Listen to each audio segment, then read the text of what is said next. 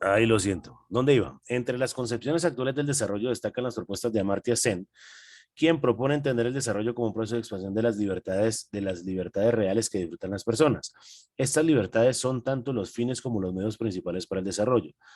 En estos últimos están la libertad de participar en economía, la de expresión, la participación política, las oportunidades sociales, incluyendo el derecho a exigir educación y servicios de salud, y la existencia de mecanismos de protección social garantizados por redes de seguridad, como el seguro de desempleo y las ayudas económicas. Las investigaciones empíricas recientes en el campo del desarrollo económico enfatizan en el aumento del PIB real a través de la construcción de modelos de crecimiento endógeno. Estos modelos permiten explicar la existencia de tasas positivas de crecimiento económico a largo plazo sin necesidad de recurrir al supuesto de que alguna variable clave del modelo, por ejemplo el progreso técnico, crezca de forma exógena. Distingue dos grupos de modelos en esta orientación.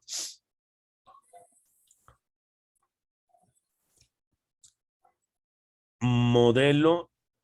Después del 1 punto separa un espacio en modelos que generan tasas de crecimiento positivas a largo plazo, eliminando el supuesto de rendimientos decrecientes de escala mediante la consideración de externalidades o introduciendo el capital humano.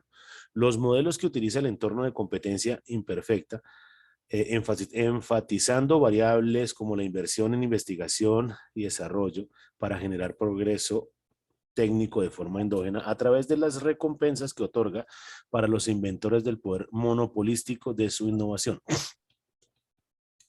Para el primer grupo de modelos, señala que la evidencia empírica solo es consistente con el modelo neoclásico cuando se analizan países con elevadas similitudes. En el segundo grupo de modelos, como se indicó en antecedentes, Barro realizó el primer trabajo de características y demostró la significancia estadística de ciertas variables que pretendían caracterizar los diferentes estudios estacionarios, como las siguientes: variables educativas, consumo del sector público, distorsión de los precios de los bienes de inversión, inestabilidad política y social, entre otras. Un intento por establecer un indicador que represente el desarrollo socioeconómico es el Índice de Desarrollo Humano, elaborado por el Programa de Naciones Unidas para el Desarrollo. El IDH se basa en tres indicadores: longevidad media en función de la esperanza de vida al nacer, nivel de educación medio en función de la combinación. Señora, Era acá. desarrollado en 1990, combina la esperanza de vida, el nivel educacional y los ingresos en una única medición del desarrollo. No se refiere a la magnitud del crecimiento económico, sino al tipo de desarrollo económico social de un país. De acuerdo con el PNUD y el IDH, se basa en tres indicadores: longevidad media en función de la esperanza de vida al nacer, nivel de educacional, medido en función de una combinación de alfabetización de adultos, ponderación 2/3, y tasas de matriculación combinada primaria, secundaria y terciaria, y nivel de vida medio por el PIB per cápita real en dólares. Para el cálculo del índice se han establecido valores mínimos y máximos fijos respecto a cada uno de los indicadores: esperanza de vida al nacer, 25 y 85, alfabetización en adultos de 0 a 100, PIB per cápita real $100 y $40,000 estadounidenses. Para cada indicador se construye un indicador individual: índice de esperanza de vida, índice de nivel educacional e índice del PIB real per cápita ajustado, que posteriormente se promedian para obtener el IDH. Muy bien. En el 2005, el Programa de las Naciones Unidas para el Desarrollo presentó por primera vez el Índice de Desarrollo Humano cantonal en Costa Rica como parte del Informe Nacional de Desarrollo Humano. El indicador se elaboró con la colaboración de la Universidad de Costa Rica. Desde entonces, él ha publicado este indicador para todos los años 2007 y 2021 para ellos. El documento se denomina Índice de Desarrollo Humano Cantonal y Atlas de Desarrollo Humano Cantonal de Costa Rica, respectivamente. El documento del 2011 presenta la serie de datos más actualizada de la familia de indicadores de desarrollo. Adicionalmente, se incluye en el Índice de Seguridad Ciudadana Cantonal, corregido por seguridad, material novedoso que amplía la familia de indicadores del desarrollo humano. Muy bien. Costa Rica. Otro indicador importante de desarrollo es el índice de competitividad cantonal de Costa Rica, publicado por el Observatorio de Desarrollo de la Universidad de Costa Rica. Este está compuesto por 36 variables distribuidas en 7 pilares: económico, gobierno, infraestructura, clima empresarial, clima laboral, capacidad de innovación y capacidad y calidad de vida. Los pilares se generan como el promedio simple de las variables normalizadas que los conforman. Luego se obtiene el valor del índice como un promedio simple del valor de los 7 pilares. Finalmente, para efectos de este artículo, también es importante considerar el índice de desarrollo social cantonal elaborado por el Ministerio de Planificación Nacional y Política Económica. Este indicador se basa en la concepción que el bienestar y la calidad de vida están constituidos por diversas y múltiples dimensiones que permiten a las personas ser y hacer aquello que valoran. Esta idea se operacionaliza en términos de que la población tenga posibilidades de acceder y disfrutar de un conjunto de derechos básicos que se agrupan en 4 dimensiones: económica, sube más. Económica, participar de la actividad económica y gozar de condiciones adecuadas de inserción laboral que permitan un ingreso suficiente para lograr el nivel de vida digno. Participación electoral, reflejada en los procesos cívicos nacionales y locales para que se desarrolle en la población en el sentido tanto de pertenencia como de cohesión social, y con ello el sentimiento de participación activa responsable que implica el deber y el derecho de los ciudadanos a participar en aquel. Salud, orientada a disfrutar de una vida sana y saludable, lo que implica contar y tener acceso a redes formales de servicios de salud y seguridad social, así como una nutrición apropiada que garanticen una adecuada calidad de vida de la población. Educativa, relacionada con la disponibilidad y el adecuado acceso de la población a los servicios de educación y capacitación que fortalezcan un adecuado desarrollo del capital humano. La lectura de estos índices es sencilla. La calificación de cada cantón va de 0 a 1, mostrando una posición relativa del cantón en relación con las variables que conforman cada una. Claro que es un cantón, ¿cierto? Si no lo buscas y lo tienes en tu cabeza, como dijimos por allá arriba, que conforman cada índice respecto a 81 cantones, de manera que los cantones más desarrollados tienen un valor de índice cercano a 1. Eso es como la elasticidad en la economía, más o menos, pero le pegas la revisada. La educación y el desarrollo socioeconómico, creo que ahí se te bajó el párrafo.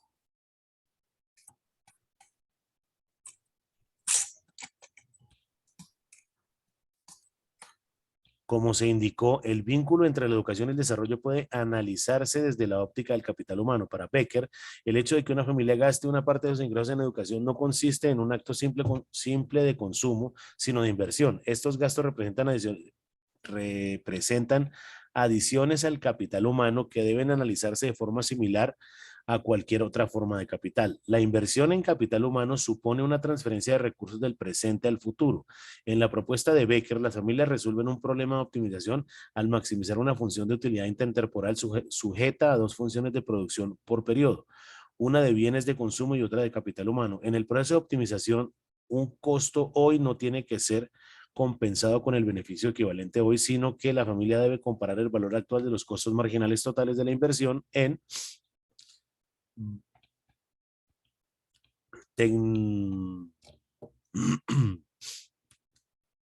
¿dónde iba? Totales de inversión en el capital humano con el valor actual de las ganancias futuras. En ese sentido, para la familia, solo vale la pena invertir en capital humano si el valor actual de los beneficios es tan grande como el valor actual de los costos. Muy bien. La teoría postula que las inversiones en educación aumentan la productividad de la fuerza de trabajo efectiva en la economía y con ello puede aumentar la producción y el ingreso. La productividad de la fuerza de trabajo aumenta principalmente por la educación, porque la educación potencializa el uso de capital físico existente y aumenta la velocidad de innovación tecnológica. Asimismo, establece que la inversión en capital humano, específicamente en educación, incrementa los beneficios futuros porque el capital humano es acumulativo, por cuanto la persona puede aumentar sus activos. Por otro lado, el capital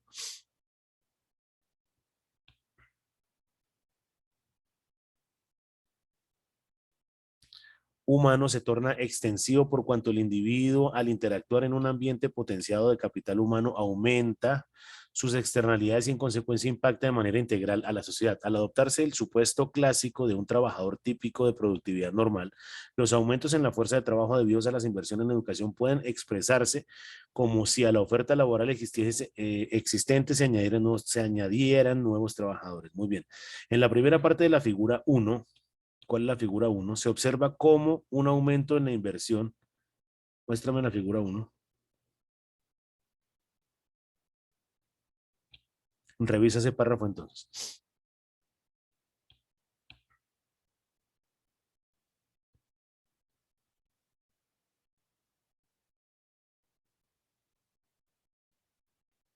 ¿Qué pasó?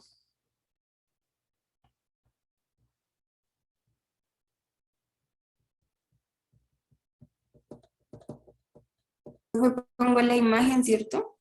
Sí, pero ahí también aparece la segunda parte de la gráfica muestra. Entonces coloca desde al adoptarse, desde allá arriba, desde al adoptarse, y coloca todo eso baja, baja, baja más, mucho más.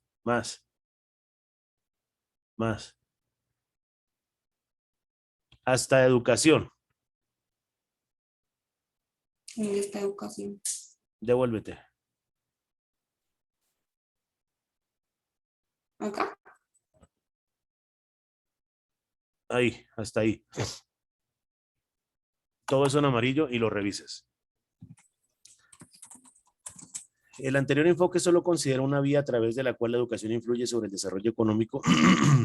Si aparecen, perdón, si aparecen gráficas y eso las colocas o si no, replanteas el párrafo. A través de la cual la educación influye sobre el desarrollo económico y es mediante la elevación de la productividad de los trabajadores. Para estos autores, dicho enfoque contempla el proceso educativo de forma muy reducida, como un sistema de transmisión de conocimientos técnicos, de manera que la rentabilidad social de la educación se deriva de la mayor productividad de la mano de obra que facilita.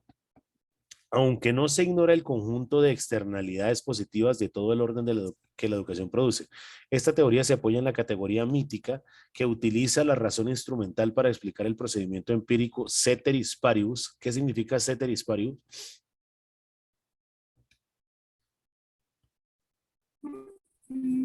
Ceteris paribus en economía traduce como dejar hacer. No. Ceteris paribus significa que todo es constante y solo nos dedicamos a un problema. ¿Listo? Para que lo tengas claro. Entonces,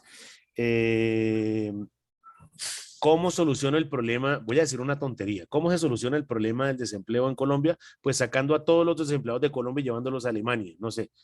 Si sacamos a todos los desempleados y los llevamos a Alemania, pues Colombia no tiene desempleo.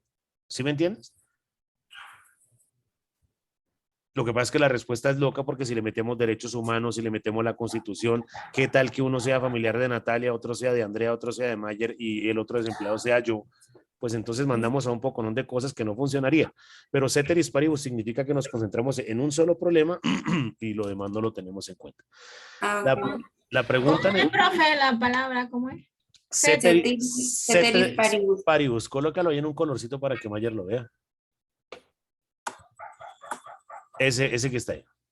Ah, ok, pero... La pregunta necesaria es ¿qué sucede si no existiese el ceteris paribus? En otras palabras, ¿qué acontecería si las variables analizadas cambian, pero otras no permanecen constantes? En este caso, las variables de aumento en la inversión educativa trasladan a la oferta de trabajo. Entonces, eso simplemente es como un escenario de estudio, como un enfoque de estudio, ¿cierto? Porque todo va a estar cambiando permanentemente. Ya ven cómo está el país con lo que va a pasar el domingo. Entonces salgan a votar por lo que consideren que sea lo mejor.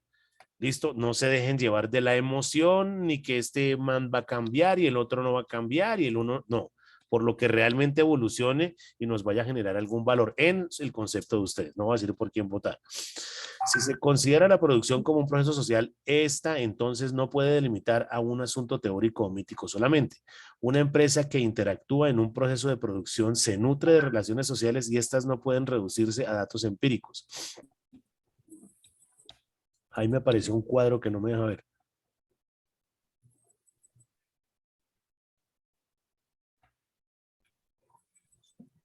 Por otro lado, la producción de una economía en particular, esta niña sí mueve esa vaina, ya me dio dolor de cabeza.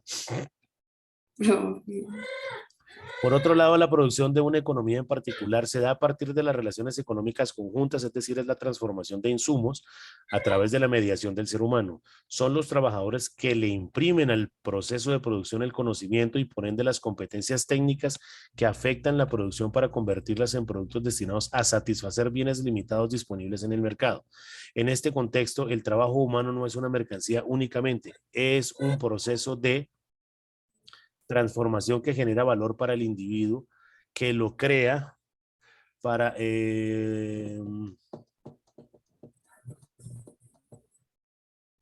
¿dónde iba? Aquí de primeras, pues, que lo crea. Transformación que lo crea, transformación que genera valor para el individuo, que lo crea y para el beneficio de la sociedad en general. Por último, el trabajo humano es retribuido por un salario, mecanismo para obtener y maximizar los beneficios de la empresa. Barrow y Lee construyeron indicadores de nivel educativo para la población adulta de 146 países a intervalos de 5 años, 1950-2010, con una base en dicha información. Observaron que en los países ricos la población general tenía un promedio de 11 años de escolarización frente a alrededor de 7 años en los más pobres. Debido a lo anterior, los autores proponen un segundo canal de influencia de la educación al desarrollo socioeconómico de los países, en el cual ésta contribuye a la apertura de nuevas redes de relación social y a la consolidación de valores de ética ciudadana, lo que obliga a poner el énfasis tanto en los contenidos como en las formas institucionales de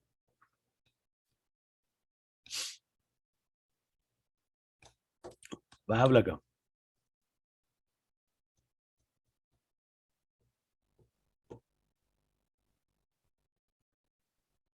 Natalia.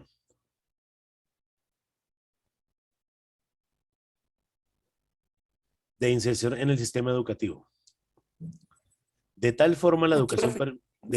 de tal forma la educación permite transmitir, conservar, promover y consolidar los patrones de conducta, las ideas y valores socialmente aceptados. Por estas razones, Díaz y Alemán señalan que la educación es un proceso el cual presupone avance y progreso social, que busca el perfeccionamiento de la persona a lo largo de la vida, pero a la vez cumple con 3 funciones sociales relacionadas con la cultura, la educación, la cultura. La educación debe preservar y desarrollar y promover la cultura social, así como la educación compete a toda la sociedad, especialmente a la familia, a las escuelas, a los poderes públicos, a los medios de comunicación. En general, estos autores proponen trascender en el concepto del capital humano al de capital social. Distinguen 3 canales a través de los cuales la educación induce el crecimiento económico.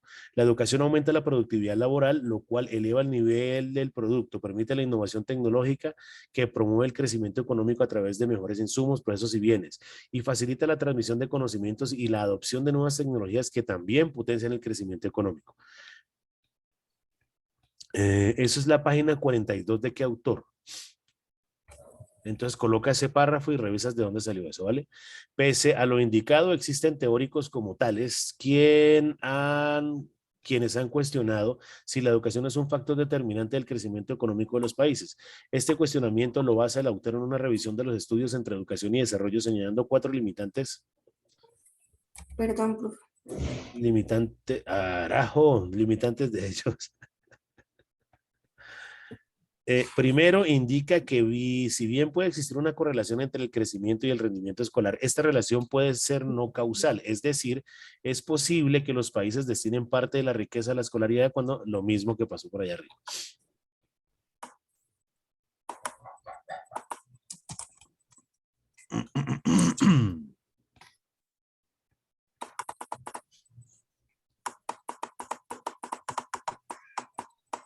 En segundo lugar, señala que las estimaciones del efecto de la educación en el crecimiento económico dependen de los parámetros del análisis estadístico subyacente y que es difícil distinguir entre las diferentes estimaciones. Como tercera objeción, el autor sostiene que la relación escolaridad-crecimiento depende en gran medida de los supuestos del modelo empleado. Por último, considera que las estimaciones del efecto de la escolaridad en el crecimiento difieren significativamente de lo que cabría esperar de la relación individual entre el ingreso de las personas y su nivel de escolarización, lo cual podría atribuirse a que no se ha logrado utilizar la educación para fines solamente productivos. En el abordaje general de los estudios sobre la relación entre educación como capital humano y el desarrollo de los países presentados por Neira, la autora realiza una recopilación de diversas investigaciones realizadas con datos del panel, en el cual analiza con datos de panel. Coloca ese párrafo en amarillo y revísale la redacción, por favor. En el abordaje general, hasta panel. Excelente. En el cual analiza la relación capital humano y desarrollo económico para los países de la Organización para la Cooperación y el Desarrollo Económico, OCDE. La mayoría de los estudios descritos por la autora toma como base la metodología utilizada por Barro. Precisamente el enfoque metodológico común en estos estudios reseñados por Neira y Portela es utilizado en la presente investigación. Sin embargo, a diferencia de esas indagaciones, el análisis realizado a esta utiliza datos de corte transversal para Costa Rica y no para el conjunto de países. Asimismo, otras diferencias importantes consisten en el modelo desarrollado en esta investigación mide la contribución de la educación al desarrollo socioeconómico del país. Según los niveles de primaria, secundaria y superior, además utiliza índices de desarrollo socioeconómico y no la tasa de crecimiento del PIB. En términos generales, se puede indicar que invertir en educación tiene importantes beneficios y repercusiones sociales en la medida en que la educación tenga una cobertura tanto racionalmente planificada para que los países puedan contar con los técnicos, profesionales e investigadores que necesitan, con el afán de impulsar sociedades en las que quepan todos. Asimismo, debe ser una educación con los mayores estándares de calidad y condiciones similares para todas las clases sociales.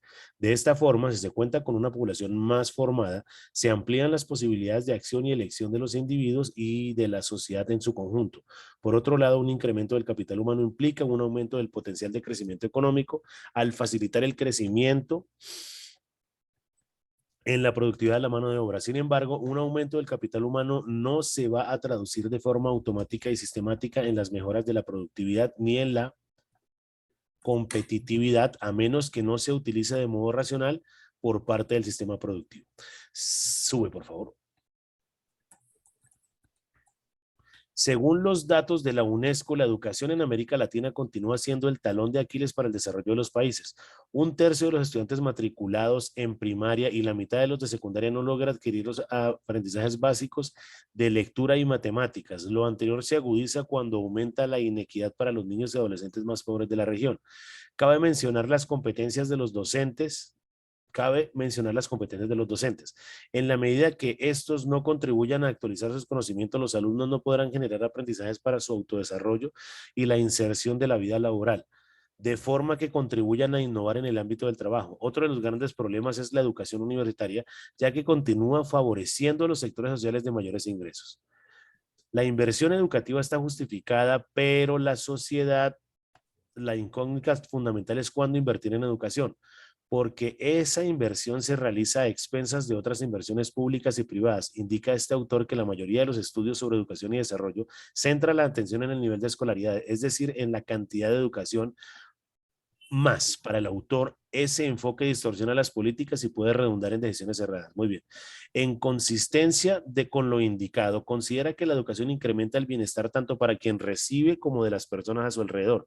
Concretamente, el nivel educativo más alto puede contribuir al aumento de la tasa de innovación e invención de la productividad al facilitar la adopción de procedimientos nuevos y más eficaces de las empresas, así como al acelerar la adquisición de nuevas tecnologías. No obstante, señala que la cantidad de educación es un indicador muy aproximado a los conocimientos y las aptitudes cognitivas de las personas. Y así y todo es importante preguntar si todo nivel educativo contribuye por igual al desarrollo socioeconómico. Para Barragán, las políticas educativas no son equivalentes, de manera que la distribución de lo invertido en educación es importante. Señala este autor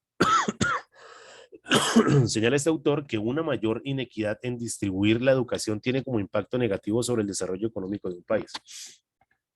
En conclusión, la teoría del capital humano puede llegar a ser una ironía si no se acompaña con políticas públicas que incluyan a todos los sectores sociales. Muy bien.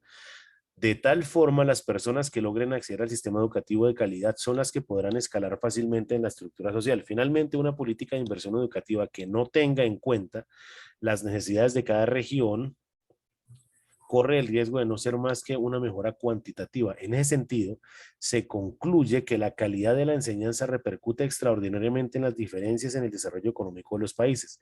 En tal línea de pensamiento, el concepto de capital humano pasa a ser una categoría económica que disfraza las contradicciones de las clases sociales existentes para desligar al sujeto del trabajo mismo.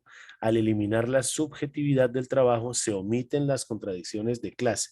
La construcción de una sociedad en la cual quepan todos pasa por el trabajo.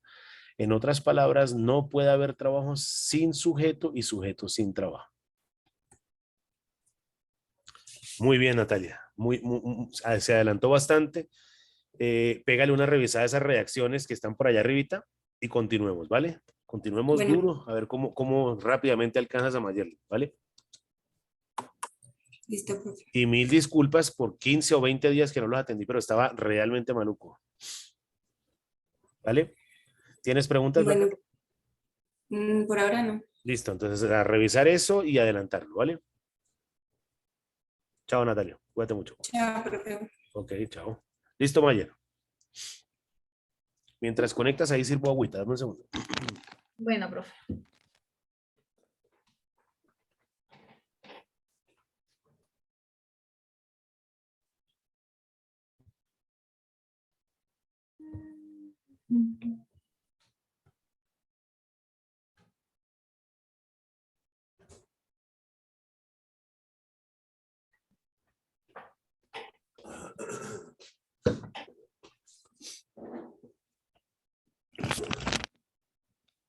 Bueno, ¿dónde íbamos?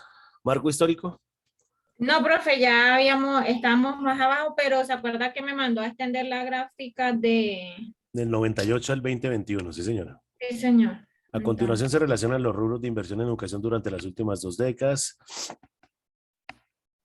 Quita eso, se extiende hasta el 2021. Eso que está en mayúscula, quítale el amarillo. Y eso está muy bien. Millones de euros. De 4.000, ¿qué? Como de 5.500 millones.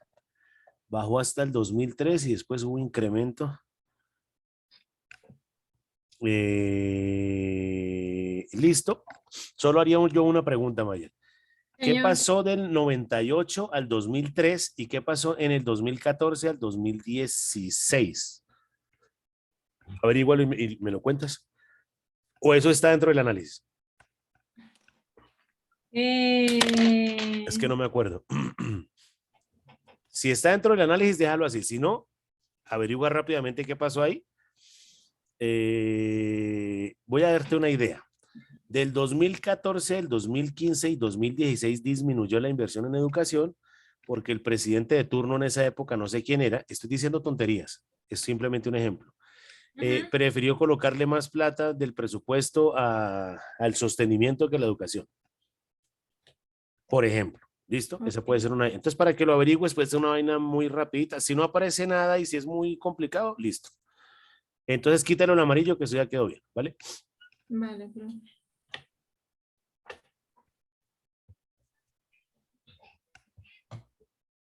Listo.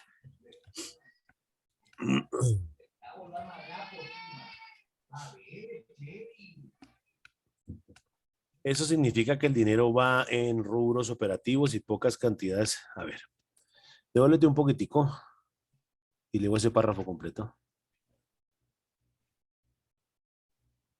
Para Ricardo Rodríguez, experto en educación, esto es preocupante. Estamos destinando casi todos los recursos a funcionamiento, mientras que en inversión, que se refiere a calidad, aumentar el acceso a los programas de formación docente, entre muchos otros frentes, hoy reciben un porcentaje más bajo. Eso significa que el dinero se va en rubros operativos y pocas cantidades se invierten en programas que garanticen el mejoramiento de la educación. Por consiguiente, dicho rubro se está perdiendo. Ya, agrega ese pedacito y lo quitas.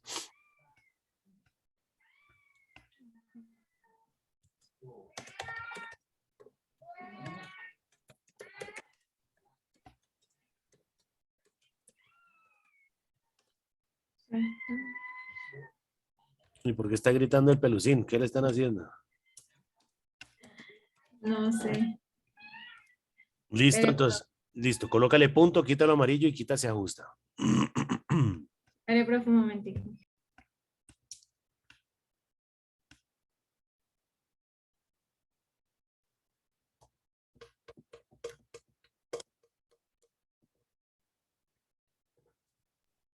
Regaño para el papá, regaño para el niño, regaño para todo el mundo.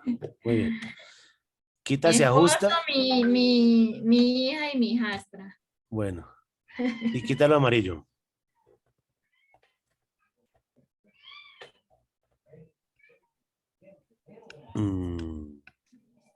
Listo. Baja. Pero este no es el único punto preocupante de que se desprende el informe de la Fundación. Llama mucho la atención que en cuanto Perdón, profe, a... No es importa. que ya Ah, eso solo ya, listo. Listo, sigue. ¿A dónde vamos? aquí en la metodología. Listo. Este trabajo se estructura bajo la metodología mixta cuyo diseño permite recolectar, analizar y combinar datos cuantitativos y cualitativos. Tipo y nivel de investigación. No sé si capítulo lleve tilde, yo creo que sí. Tipo y nivel de investigación. Esta investigación es de tipo documental, no experimental, porque se construye con base a los repositorios encontrados en bases de datos académicas y gubernamentales. Es de nivel explicativa porque no solo persigue describir o acercarse al problema planteado, sino que además intenta encontrar las causas de este. Universo, población y muestra. Universo delimitado es el presupuesto estatal, la población es Colombia. Ay, perdón, profe. Ay, como- Y la muestra se toma en los periodos establecidos. ¿Qué está haciendo? Ya, profe, es que no me adapto a este computador. Ok, Que sea desde el 96 hasta el 21. 2021, sí. Definición y operacionalización de variables. Las variables cuantitativas fueron presupuesto estatal, Colombia, la educación superior. Las variables cuantitativas fueron inflación, tasas de interés externas, tasas de interés internas, el dólar, el gasto del gobierno, el crecimiento sectorial, el consumo de los hogares. Técnicas e instrumentos de recolección de datos. Las técnicas documentales consistieron en la identificación, recogida y análisis de documentos relacionados con el presupuesto estatal. En este caso, la información nos la proporcionaron personas investigadas directamente. La información no la proporcionaron personas investigadas directamente, sino a través de trabajos escritos, gráficos, entre otros. Los instrumentos de recolección fueron las leyes, normas, proyectos de trabajo, informes, fotografías, artículos publicados en los medios electrónicos usados. Otros instrumentos fueron Internet, un computador, los buscadores académicos como Cielo y Dialnet, las bases de datos y libros referentes. Muy bien. Sigue. Sí, Sigue.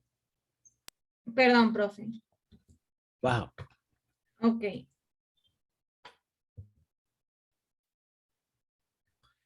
Análisis de resultados. La inversión en educación constituye una parte importante del presupuesto estatal colombiano y ciertamente su aumento es una buena señal. El aumento del gasto es necesario para alcanzar el progreso educativo en Colombia, aunque exista un debate acerca de si más inversión en educación conlleva mejores resultados educativos. Ese trabajo deja claro que más inversión sí se relaciona con mejores resultados. Muy bien. Colombia ha venido apostando a la educación, aumentando significativamente la inversión como porcentaje del Producto Interno Bruto PIB. En estos tiempos de crisis, ahora el reto más importante y apremiante es asegurar que este aumento tenga retornos positivos, especialmente en la calidad y equidad de los aprendizajes y habilidades que adquieren los niños, niñas y jóvenes durante sus trayectorias educativas. Ahí falta una S y un punto. Y un punto. Un mayor gasto por estudiante debe ir acompañado de medidas de transparencia que reduzcan la corrupción, aumenten la inversión en maestros e introduzcan incentivos para que todos los actores del sistema, directores, coordinadores, maestros y estudiantes hagan su mejor esfuerzo para lograr que todos puedan adquirir las habilidades necesarias para alcanzar su máximo potencial y tener éxito en un mundo tan cambiante. Discusión de resultados. Invertir en educación a lo largo de todo ciclo de vida es el objetivo y la clave para obtener un mejor retorno de la inversión en la educación temprana. Con ella se permite desarrollar capacidades y habilidades desde los primeros años de vida y disminuir brechas que se abren en la primera infancia. En lugar de enseñar un cuerpo fijo de conocimientos, invertir Invertir para aprender a aprender es esencial. Muy bien. Muchos de los trabajos del futuro ni se conocen hoy y la expectativa de vida es cada vez mayor, presentando oportunidades de cambio de carrera, profesión o oficio que poco existían en el pasado. Por tanto, invertir en las llamadas habilidades del siglo XXI, habilidades socioemocionales, digitales y en las áreas de la ciencia, matemáticas, ingeniería y las artes es cada vez más necesario. Hasta ahora el debate sobre educación en Colombia se ha centrado mayormente en la calidad de la enseñanza y en la consecuencia de los aprendizajes. Con el panorama poco favorable de crecimiento económico del país y la necesidad de mejorar,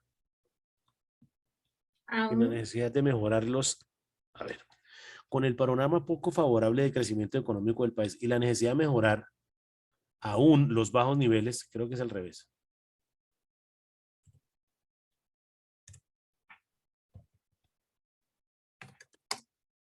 Los bajos niveles de aprendizajes, la región necesita no solo invertir más en educación, sino sobre todo invertir en mejorar para lograr que todos los niños, niñas y jóvenes adquieran las habilidades necesarias para alcanzar su máximo potencial. Muy bien. Conclusiones. Este trabajo logró exponer, acuérdate, Mayer, que eso lo revisas, ¿no? Cada objetivo específico debe tener una conclusión, ¿no? Ok, profe. Entonces, para que lo revises, lo voy a leer igual, pero en la siguiente ya revisamos uno a uno. Sí, señor. Listo, para que arranques con diapositivas y sigamos con eso. Este trabajo logró exponer cuál ha sido el presupuesto estatal colombiano para educación superior desde el 98 hasta el 2021, determinando las fluctuaciones de cada periodo para dar cumplimiento al objetivo general. Por tanto, se puede inferir que en Colombia la educación es muy importante, pues a lo largo de la historia el rubro de educación ha estado inmerso en cada plan de desarrollo como postulado destacado para abordar cada gobierno. Y a lo largo de estos periodos estudiados se nota que la inversión en educación ha cobrado mayor interés y vigilancia. Aunque ahí lo estás diciendo, en la siguiente lo revisamos. ¿Listo? Eso se ve muy bien por ahora. Bueno, Al haber extraído la información sobre el presupuesto para educación superior de los planes de desarrollo del periodo a analizar, se destaca que existen cientos de fuentes de información que exponen las inversiones realizadas, los planes de desarrollo presidenciales y también los análisis y las críticas al proceso, lo que hizo más sencilla esta construcción. Al organizar la información encontrada sobre el presupuesto para educación superior, se puede concluir que el tema de inversión en educación sigue siendo una proposición importante para abordar desde cualquier perspectiva, pues la información que reposa en las fuentes de datos permite construir investigaciones, proyectos, análisis y revisiones documentales, lo que permitió encontrar los aciertos en inversión para la educación y determinar que aunque el rubro se ha fortalecido y aumentado, la distribución no es eficiente, pues más del 80% de los gastos reportados son de funcionamiento y no de inversión. Eso está muy bien, vieja. Para comparar con la inversión hecha en otros sectores, solo el presupuesto de guerra en los periodos del gobierno de Álvaro Uribe presentaron una apoyo mayor. El presupuesto para la salud es similar y el de la vivienda es menor al invertido en educación a lo largo de todos los planes de desarrollo. Finalmente, para cumplir con el último objetivo, el cual busca plantear soluciones para una mejor inversión, se puede recomendar una redistribución porque no siempre invertir más da mejores resultados, pues el error está en la distribución de los fondos, ya que la mayor parte se ve en gastos de funcionamiento, sector en el que hay mayor corrupción y menos control. Por tanto, una solución sería que el 50% del subproducto sea para gastos de inversión, lo que fortalecería el patrimonio de la educación. Ahí te podría yo atacar. Eso, con esta vamos a mejorarlo porque yo te ataco. Recuerda que vamos a hacer como una simulación donde yo soy el jurado. Pero si la plata no alcanza para el funcionamiento y tú me dices que ahora le demos el 50%, entonces podríamos colocar allá incrementando el valor del presupuesto estatal en educación. ¿Listo? Puede ser como una partecita ahí que no funciona. Igual yo no lo dije, ¿no? Eso lo redactará usted. ¿Vale? ok, profe. Acá. Sí. Ahí al final. Eso.